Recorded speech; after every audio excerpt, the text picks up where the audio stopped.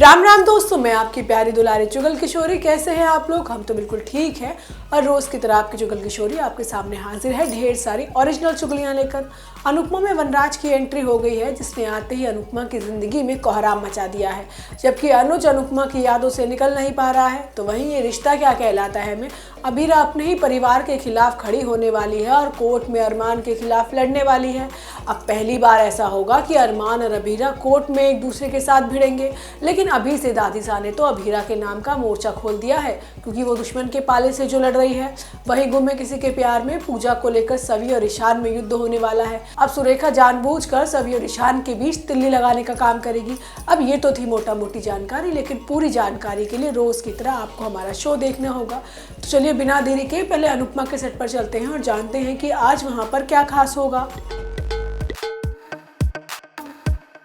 अनुपमा में वनराज ने आते ही अनुपमा के चरित्र पर सवाल खड़े कर दिए हैं, लेकिन अनुपमा ने वनराज को बता दिया है कि भाई उसको क्या करना है।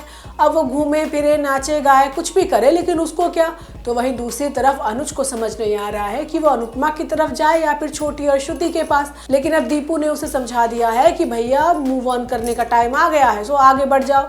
लेकिन आज होता ये है कि अनुज अनुपमा की तरफ खिंचा चला जा रहा है और चाह कर भी उससे नजरें नहीं हटा पा रहा। अब दीपू को भी महसूस हो गया है कि अनुज के मन में आज भी अनुपमा बसती है, इसलिए वो उसे आगे बढ़ने की सलाह देता है। वो कहता है कि अगर बार बार पीछे मुड़कर देखोगे तो एक्सीडेंट होना तय है। अब आगे देखिए, ये वक्त तो मूव ऑन होने का है। अगर नहीं होंगे तो साथ चलने वाले लोग भी छूट जाएंगे। तो वहीं दूसरी तरफ पाकी सुधरने का नाम नहीं ले रही है और वो टीटू को फंसाने के लिए अब अधिक को अपना शिकार बनाएगी। वो अपने एक दोस्त से मिलेगी जो कि एक पुलिस वाला है। अब पाकी अपने पुलिस वाले दोस्त को अधिक के खिलाफ सारे सबूत देगी। अब वो अपने दोस्त से कहेगी कि भाई वो अधिक को जिंदगी भर जेल में सड़ाना चाहती है। हालांकि दोनों की बातों को टीटू सुन लेगा और वो सारी बातें डिम्पी को जा बताएगा। तो वहीं दूसरी तरफ अनुपमा दीपू के साथ किंजल के घर जाती है, जहाँ वनराज घर का दरवाजा खोलता है। तो अनुपमा उसे देखकर हैरान हो जाती है। इसके बाद अनुपमा वनराज और यशदीप को मिलाती है और अब वनराज और अनुपमा के बीच युद्ध होने वाला है। वहीं ये रिश्ता क्या कहलाता है में रूही पर विधवा होने का ताना लगेगा और अरमान कोहराम मचा देगा। अरमान का साथ अबीरा भी देने वाली है और वो उस लड़के की क्लास लगा देगी जिसने रूही को ताना मारा है। अब दादीसा और माधव को भी लगने लगा है कि भाई वो रूही की जिंदगी यहाँ रोककर बर्बाद कर रहे हैं। और जब रोहित ही दुनिया में नहीं है तो रूही को जिंदगी क्यों बर्बाद करनी। लेकिन विद्या तो रूही को भेजने को तैयार ही नहीं है। आज होता ये है कि एक लड़का रूही को देखकर अपनी माँ से कहता है कि ये तो कावेरी आंटी की छोटी बहू है ना, जिसके पति की अभी मौत हुई है, लेकिन इसे देखो ये तो कितनी ज्यादा सजी धजी है और नाच गा रही है। अब अरमान ये बात सुन लेता है और वो सीधा उस लड़के को थप्पड़ जड़ देता है। इस मौके पर उस लड़के की माँ अरमान पर चिल्लाने लगती है, लेकिन तभी अबीरा आकर अरमान का साथ देती है। वो कहती है कि इस लड़के को सिर्फ थप्पड़ नहीं, लात घूंसे भी पड़ने चाहिए। अब अबीरा लड़ाई में अरमान का पूरा साथ देती है।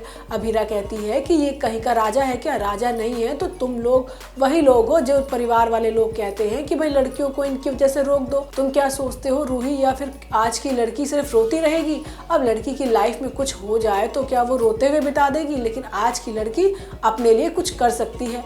अब रूही इन चीजों से दुखी होकर वहां से चली जाती है, लेकिन अबीरा रूही को बड़ी बहन की तरह संभालती है। अबीरा रूही के लिए गाना गाती है, जिससे सुनकर अभी रूही को अक्षरा की याद आ जाती है। तो वहीं दूसरी तरफ माधव सबके सामने बोलता है कि भाई रूही को अब उसके घर भेज देना चाहिए, लेकिन विद्या इस बात पर राजी नहीं होती। अब इसी वजह से दोनों में बहस हो जाती है और फिर दादीसा को सबको कमरों में भेजना पड़ता है। लेकिन आगे आने वाले एपिसोड में अबीरा और अरमान आपस में एक केस लड़ने वाले हैं।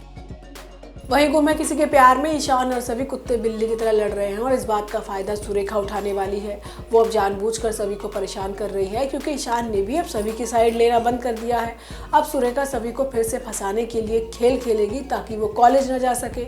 अब सुरेखा कहेगी कि भाई घर में फागुन की पूजा होने वाली है और इस पूजा में सुरेखा सभी और ईशान को बैठने के लिए कहेगी। अब सभी पूजा में आने से मना कर देगी, ये कहते हुए कि भाई कोई भी उसे इस घर की बहू नहीं मानता, तो ऐसे में पूजा करने की क्या ही जरूरत है। अब इसी बीच सभी ईशान की सारी बातें सुन लेगा। अब ईशान भी सभी के साथ बैठने से पूजा में साफ साफ मना कर देगा। अब सभी और ईशान का झगड़ा देखकर सुरेखा के कलेजे में तो बड़ी ठंडक पड़ेगी। हालांकि कुछ समय बाद सभी अपना फैसला बदल देगी। सभी ईशान को भी पूजा में बैठने के लिए राजी कर लेगी। अब ये पूजा इसलिए भी रखवाई जा रही है क्योंकि रिसेप्शन में भोसले परिवार की इज्जत का फालूदा हो गया था। अब पूजा करके सुरेखा ये जताना चाहती है कि भाई उसके घर में सब कुछ ठीक चल रहा है। वही सभी अपनी नौकरी भी छोड़ देगी, क्योंकि अब वो नहीं चाहती कि नौकरी के चक्कर में परिवार में खासकर ईशान को दिक्कत हो। अभी ईशान ठीक से ठीक भी नहीं हुआ है। तो वहीं दूसरी तरफ रीवा ईशान की यादों से नहीं निकल पा रही है। अब भले ही रीवा ने घर छोड़ दिया है, लेकिन मन में तो आज भी उसके ईशान है। तो दोस्तों, ये तो थी आज के तीनों सीरियल की पूरी जानकारी। आपको हमारा शो कैसा लगा हमें लाइक कमेंट करके ज़रूर बताइएगा। और अगर आपने हमारे चैनल को सब्सक्राइब नहीं किया है तो याद से वो भी कर लीजिएगा। हम रोज़ की तरह आपसे मिलने आते रहेंगे सीरियल की दुनिया की नई जानकारी लेकर। राम राम।